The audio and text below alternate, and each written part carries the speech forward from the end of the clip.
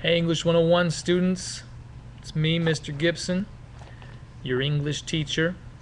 So we're on our third week of mythology right now. Hopefully you're able to keep up with the reading. Hopefully it's not too overwhelming for you. Shouldn't be. I'm not really requiring you to read that much.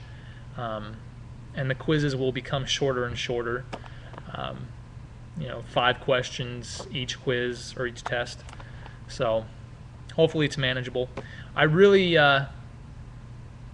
want you to start thinking about your project, your mythology project. I sent you a performance project requirements through email. I've also posted it on Blackboard. Excuse me. Under course units.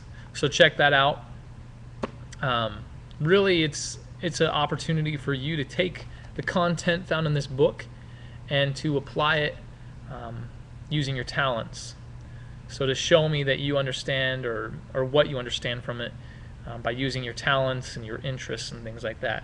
So I've given you some guidelines or some examples that you might be able to do. Already I've gotten several students emailing me their proposals, and none of them have been ones that I wrote down in the requirement sheet. So that's great. So I'm glad that you're using your minds, using your talents, and not just going off of that little small list that I gave you.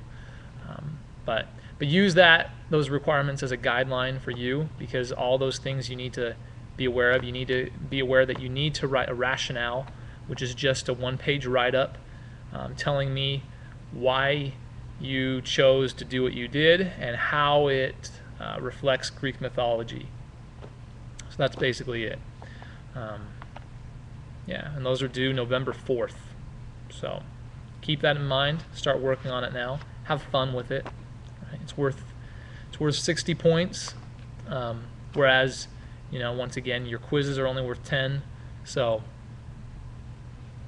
the weight is quite heavy for this project. So put some effort into it, but have fun doing it. So this week you'll be reading more action-adventure stories. You'll be reading about Perseus, and if you've seen the Clash of the Titan films, I say films because there's one made in the 80s and there's one made a couple years ago. That character is based off of the adventures of Perseus.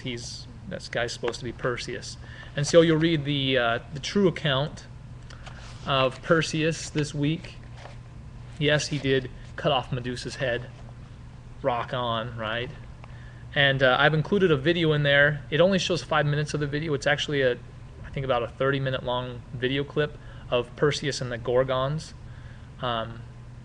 It's really neat, well done and neat.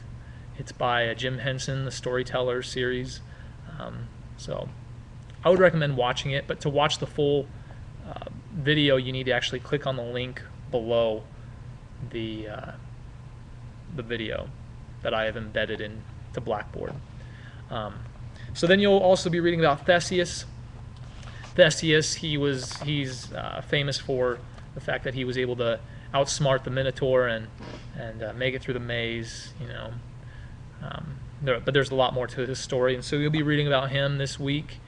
I've also included a student-made film that I found on YouTube, and I think you can tell that it's student-made. I think it's kind of endearing and funny in a way. But check that out. It's not very long, 2.5 minutes long. And we're also going to read about Hercules. I think he's one of the most popular mythology heroes that we know of today. Really widespread information about him, at least in America.